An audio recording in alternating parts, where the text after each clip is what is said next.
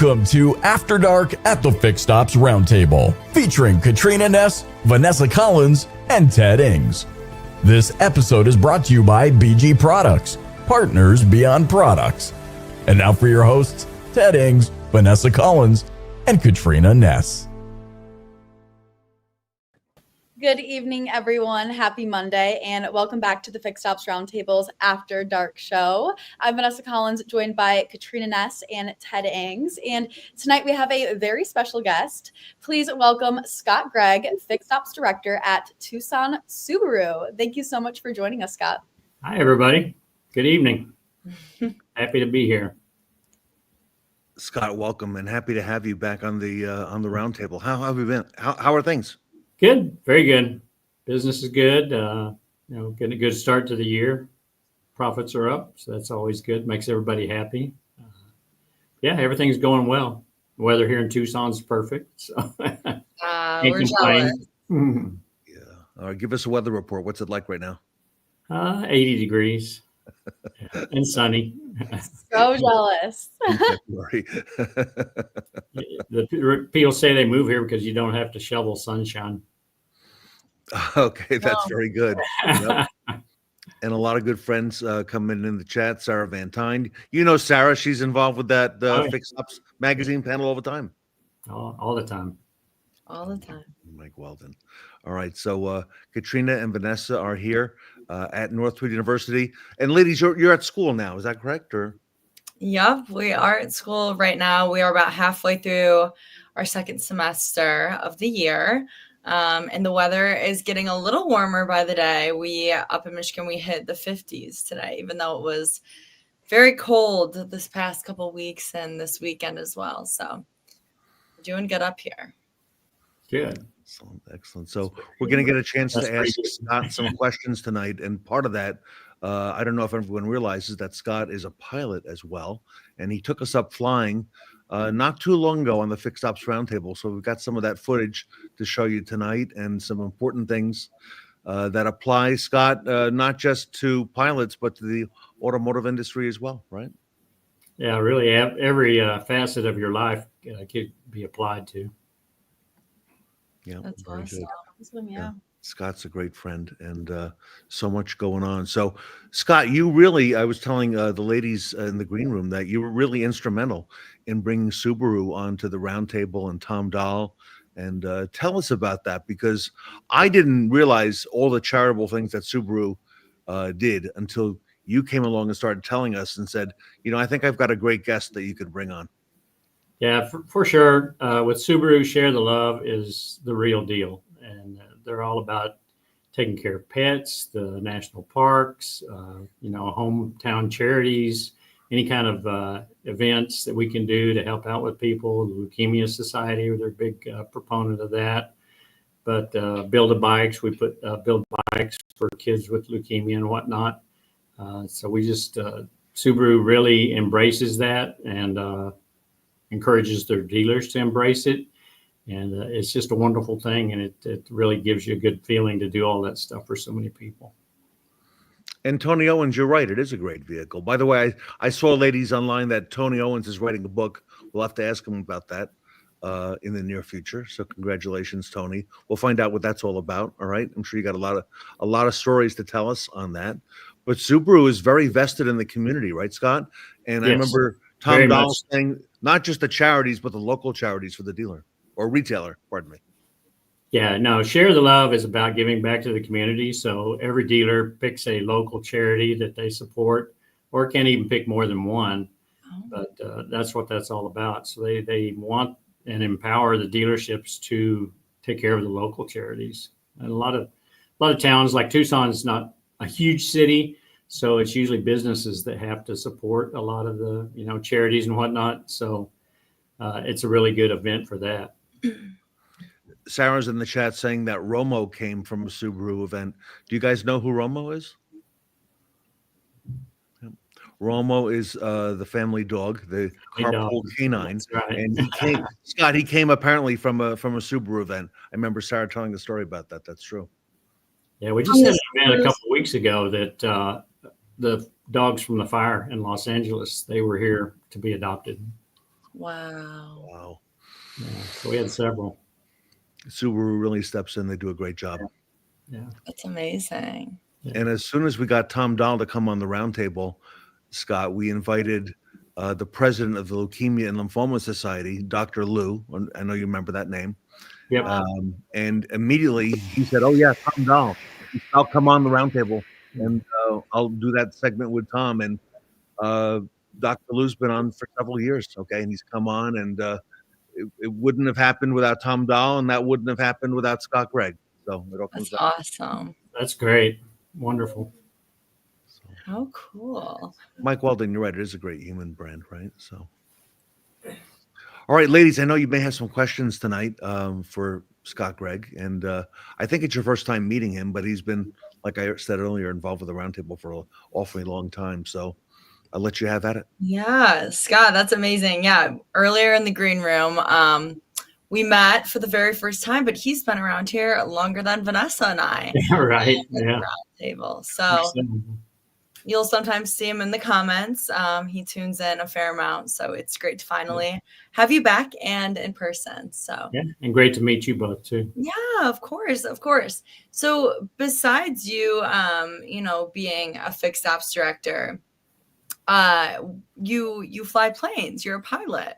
Yes. So tell us a little bit about that. And you said that all aspects of that, they coordinate to each other. Well, one very important part of flying is the checklist, and it keeps you on track to make sure that everything with the plane and even yourself, because you have to assess yourself before you go to fly. But the checklist keeps you on track with all of that. But that's also something that could be carried over to your personal life or your business life. You should really have checklists for everything, your finances, even your relationships. It would not hurt to have a checklist for that. And of course, at business, you have to have processes and checklists to, inspect what you expect. And if you don't have a checklist, you're just kind of running around willy-nilly and chasing your tail, sometimes wasting a lot of time. So it's important to have checklists. Definitely, unless you can keep everything in your mind and in your brain. I need to write it down. And as I get busier and busier, I definitely utilize that pen and paper more often, right, as well as my phone. The apps, the Notes app has a great checklist feature. So yeah. Now, Scott, I remember you telling me something about that. Why is it important? Because we could have it on an iPad, we could have it electronically, but why is it important to have it written down? I know you've got some good background on that. Well, the checklists that are for a plane, especially, and for flying, it's not just, they have how to pre-flight the plane, check your fuel, check your oil, check all that stuff, all the standard stuff. But that checklist also has any kind of emergency situation, what to do if your radios are out, if you have smoke in the cockpit, if you have fire, if your engine quits, your oil pressure's high, temperature's high, all those things. So there's a checklist for every single one of those things.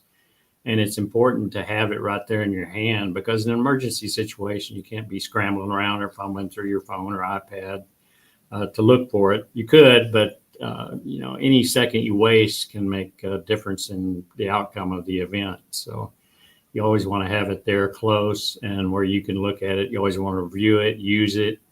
It's not doing you any good if it's just sitting in your bag or laying on the seat or on the dash.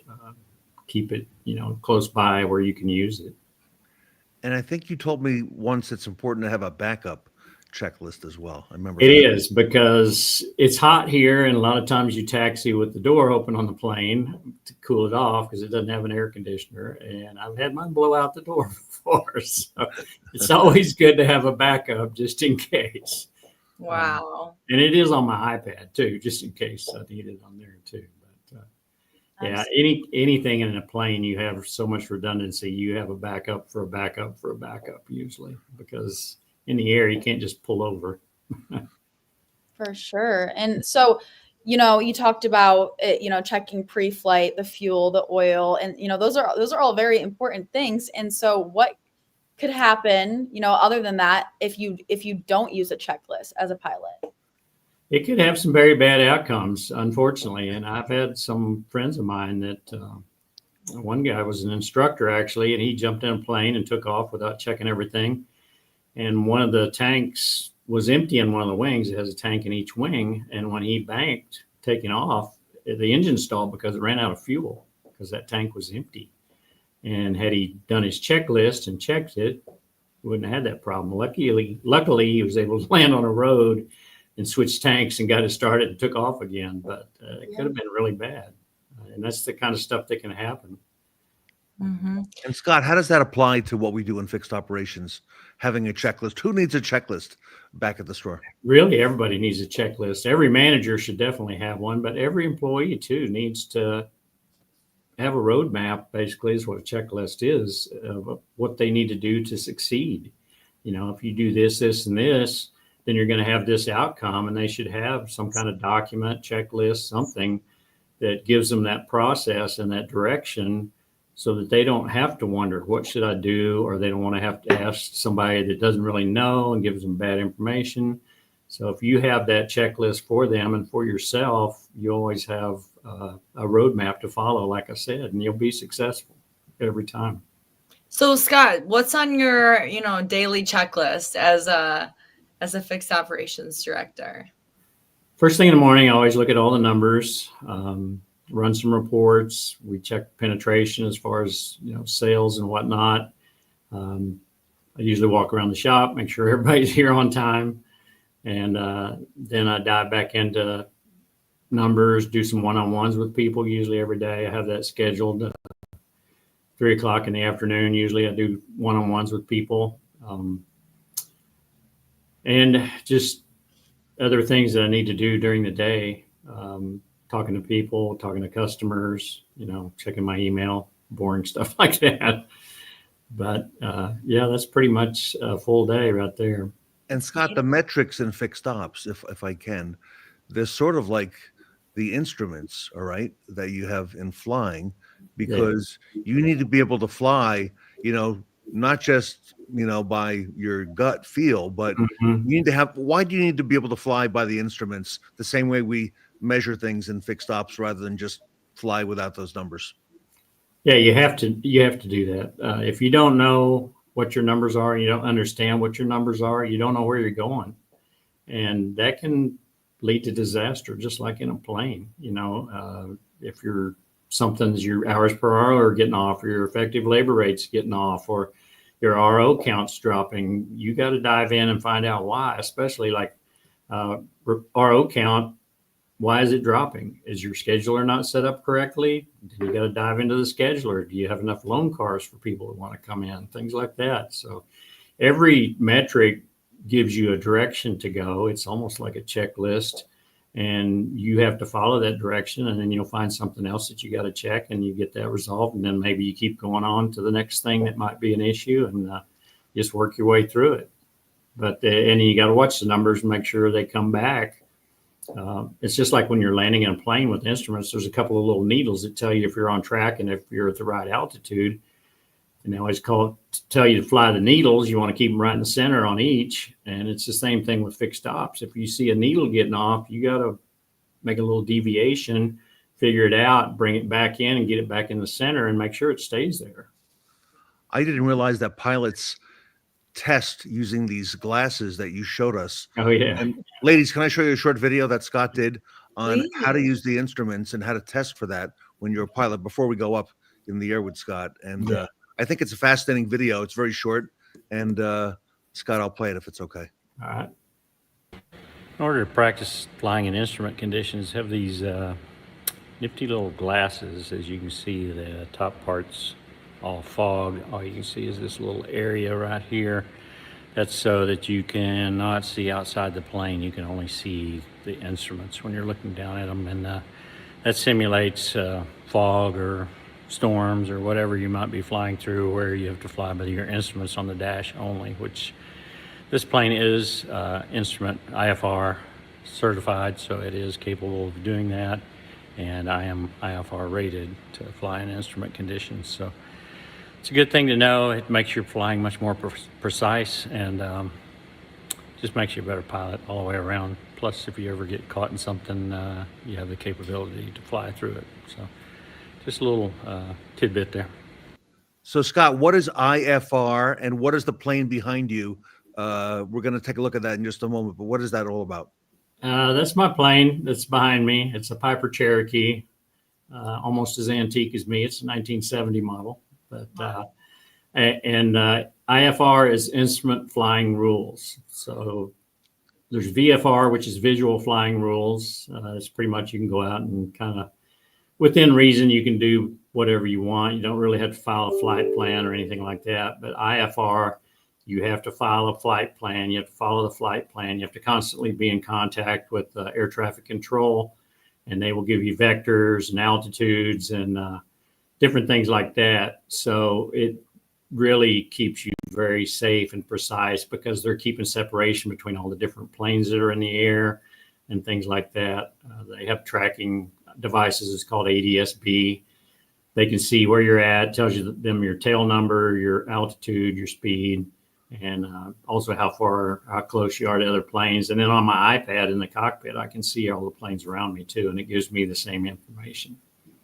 So Linda Hansen is a pilot, by the way. I don't know if you guys know that, but No way. right. all right. So Scott, you're going to take us up. This first video is sort of like it is the takeoff, and tell us about how the camera's mounted and how you did this. This was for the Fixed Ops Roundtable. So yeah, there's a bracket underneath the plane that you can actually attach a camera mount to. So it's mounted right underneath the plane. You get a nice little belly view and view of the runway as we're taking off, and it's really get that sensation of lifting off when you first leap up into the air, which is the best part of being a pilot, I think.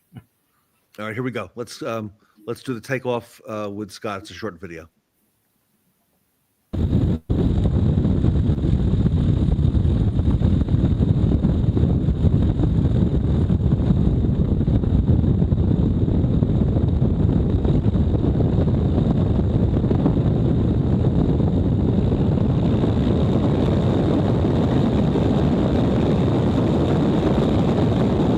At some point, Scott, there's a point of no return, right?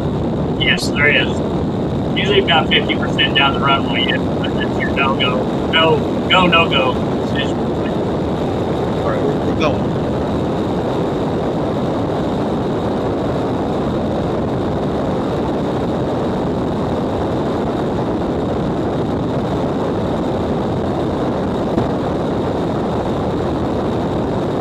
And every plane has a different depending on the plane, fire runway, and everything else.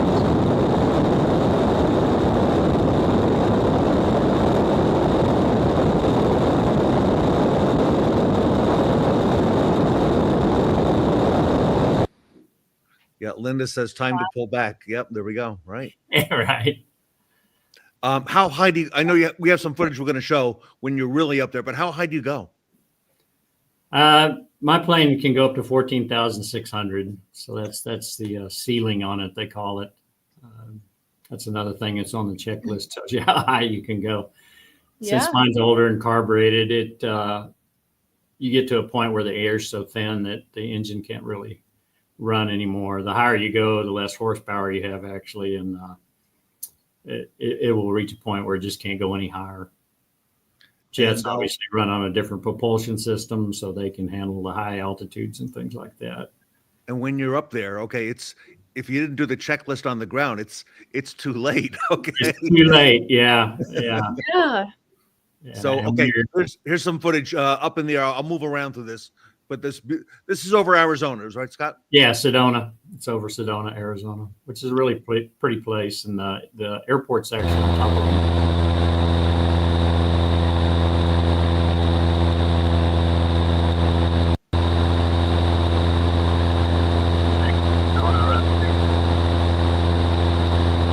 How high are you here? Around 5,000 feet. Actually, no, I think it's about 10,000. Yeah, it was 10,000. The airport's 5,000.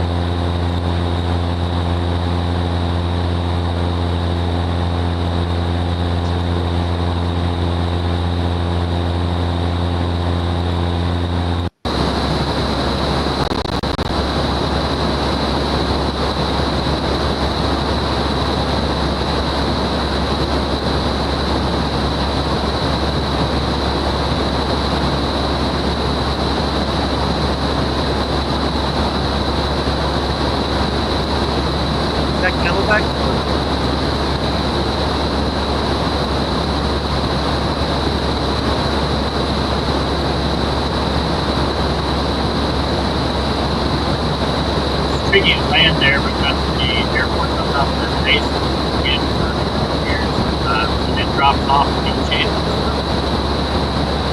Get any second chances.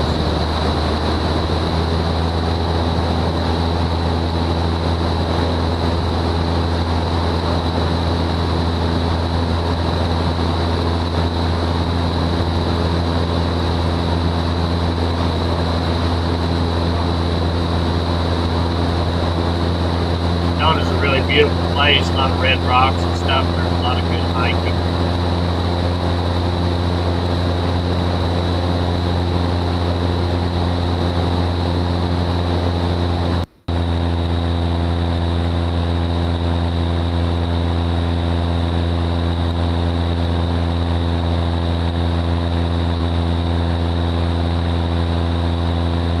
A little bit of rain, not much.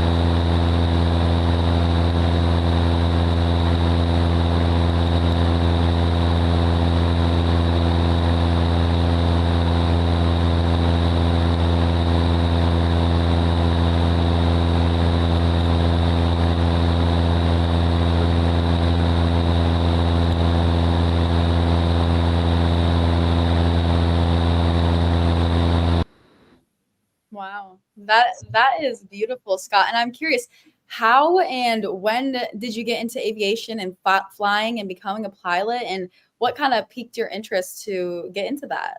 It's kind of a funny story. I actually went to see the original Top Gun. And at the end of the movie, there was an advertisement that said, go to your local Cessna Pilot Center and take a free flight, introduction to flight. So I did and got hooked and got my license. And I was actually in 1986. Been doing it for a little bit. For sure. And the fact that, that came from an advertisement at the end of Top Gun, that is incredible. And, it must be incredible to just be, so far off the ground and seeing all the beautiful views, like the mountains. Yeah. That's gorgeous. Completely unreal. Yeah, it's very cool. There's a lot of mines out here and stuff too. And flying over those is really cool to see them, especially some of them go way down in the earth. Recently I flew out to California and went to Catalina Island, which that was really interesting flying out there. Wow. And how often do you flew from Tucson there? Yeah. Yeah. So cool. How often do you fly nowadays? Usually once a week. I'll usually go every Saturday or Sunday. Fly around. Often. A lot of times it's around here, but yeah, you got to keep your currency up. It's kind of like checklist too. You got to be current on the plane, and especially with the instrument, I have to wear those glasses and have a safety pilot and make a certain number of landings in a certain amount of time. You have to do some holds, and you have to be current on all that, or you can't do it anymore. And even with visual flying, you have to do 3 full stop landing or 3 landings every 90 days, or you can't take passengers. Then you also have to do 3 full stop night landings to be night current, so you can fly at night, which that's a lot of fun too. Flying at night is really, really cool. All the lights, and it's quiet, peaceful. It's really cool. I like flying up to Phoenix at night because it's like nothing but dark desert, and all of a sudden you just come up with this like solid wall of lights, and it's wow. It's really cool looking. Do you ever fly anywhere like when you're going on a vacation or like a trip? Yeah. Or you just okay. Wow. Yeah, sometimes I've still got family in Texas. I'll fly back there. My daughters live in Oklahoma. I'll fly to Oklahoma, Carlsbad Caverns, things like that. Just fly in and land. Most of the fixed base operators, they're called, they usually have rental service from one of the rental companies. You can rent a car. A lot of them just have crew cars, they call them, and they'll let you take that as long as you fill it up with gas. So that's cool. That's cool. Yeah. Yeah. Some of them have promotions every 3rd Saturday. There's one here in Bisbee, or it's near Bisbee, but they have free pancakes if you fly down, and they take 50 cents off on gas. So it's called Can't Pass Gas. I love it. That's awesome. Yeah, that's cool. It's a lot of fun. Yeah. They just had an air show in Buckeye, which is up near Phoenix. That was pretty interesting. You can fly to those too. So yeah, you get to park for free when you fly in. That's pretty amazing. And Yeah. I know your family comes with you. I remember because you had a co-pilot or two for this video. Oh yeah, yeah. My grandson likes to go with me. It's a lot of fun. I keep telling him he should be a pilot when he grows up, but I don't think he's going to. He does like to go with me. Oh, that's He's in awesome. sports right now, so we'll see how that ends up. How old is he? 12. Okay, that's a good age. Yeah. Yeah, and sometimes the animals go. I've got a cockatoo. He likes to go with me. He thinks he's really flying when he's up No way. there. Yeah, he's That my is so co-pilot too. Oh my goodness. Wow. Yeah, it's a lot of fun. My wife likes to go. My daughters, they have fun going with me when we get a chance. Like I said, they're in Oklahoma. But Yeah. Wow. So do you usually fly on the weekends? yeah, That's usually on the weekends, unless it's vacation or something, then I'll go during the week. Right. That's great that you make time for that Yeah, hobby of yours. That's amazing. yeah. Absolutely. That's awesome. What a fun. Is it a hobby? Would you call I guess you could call it a hobby. Yeah. What would you call it? Yeah, I would say it's a hobby. That is so cool. And for the Exciting. family and even the dog, Yeah. that dog seems like it's living his best life. What did you say his name was or her? What'd you say? The cockatoo. Oh, Was Charlie. His name is Charlie.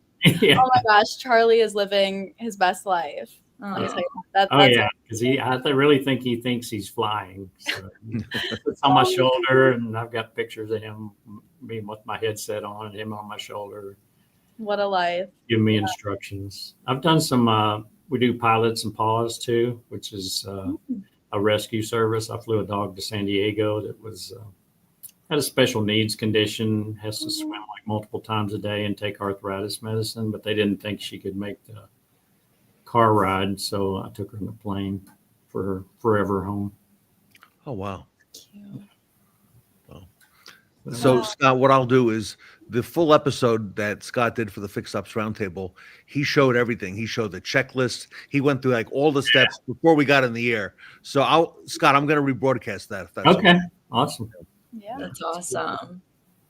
And he related everything back to fixed operations. So I thought it was really neat. So Yeah, it all ties together. I mean, you really got to have a good process, no matter what you're doing, flying or fixed ops, or even your personal life. Hmm. Have a good process. Definitely. Keeps everything together and keeps you on track. Scott, we owe you a lot at the Fixed Ops Roundtable. You do a lot for our community. Oh no, it's You been a really do. pleasure. Everything I've done with you guys. It was so great to finally meet you, Scott. Yes. Yeah, for sure. Yeah, I've watched you guys from afar and seen all your activities and everything, and your schooling and stuff like that, and the pop-ups. And you guys are amazing. You really are amazing. Thank you. Thank you. Well, if you ever want to fly up and visit us in the cold, Yeah, there's Yeah. some airports nearby. There are- right. Yes. Yeah. There are actually. Yeah. Yep. Yeah. We'll have a couple pop-ups at Northwood this year, Scott. Yeah. We're going to be up there in June on the 18th for their full tank camp. That's on a Wednesday. And Okay. that's a week-long camp for high school students who are considering where they're going to go to college. Oh, And then the main event, the big event, is in September. It's Katrina, what is the dates on that again? September 18th through the 21st. International Auto Show, Scott. Ah, And, lots of people in town for that. That's a big Nice. event, largest of its kind. So international. Yeah, that's big. Yeah. That's cool. Good job. Best time of the year. and your plane would fly right into Midland there. I could see it. So it's There you Yeah. go. That's right. We have our own little airport. It'd be Yeah. perfect. All right. in fact, Scott, a lot of dealers fly in on all I'm kinds sure. of all Yeah. kinds of planes they have, you can imagine, right? But Yeah. they come right into Midland, and they're only minutes away from Northwood. So amazing. A lot of their planes are a little faster than mine. Maybe. Yeah. That's All awesome. right. Well, Scott, thank you for tonight. Thanks It so was my much for coming pleasure. on the show and being here with us. Thoroughly enjoyed this. So thank you. Everybody, Yeah. Scott Gregg from Tucson Subaru, great friend of the Roundtable. And so Vanessa and Katrina, what did you get out of this tonight? Okay, listening to Scott and going up in the air and hearing about the checklist and the importance of preparation, right? Absolutely. I mean, you said it right there, the importance of preparation, checklists, and how similar processes set in place are Yeah. and how important they are. Yeah. And I think it can translate to, a lot of areas in our life, whether it's, flying a plane, which is a hobby, or to your, career as a fixed ops director, or even in, our personal lives with our checklists on, our different goals for the year and for the month and even for the week, our day-to-day things. So yeah, those checklists are definitely very important. And it's really cool how you can make that connection from being a pilot to being a fixed ops director at a dealership. Right. Absolutely. That's awesome. All right. Everybody, will be back on Wednesday night with another edition of After Dark at the Fixed Ops Roundtable, and another amazing guest coming up. And the pop-up is 2 weeks away at Tully's. And Scott, you got to come up to Sacramento and see us. So I should. Yeah, now I'm excited to see that pop up for sure. That's going to be good at Tully's. it's going to be a lot of fun. It's going to be great. Yeah. On behalf of Scott, Gregg, and Katrina and Vanessa, I'm Ted Ings. And we'll see you all soon on Wednesday.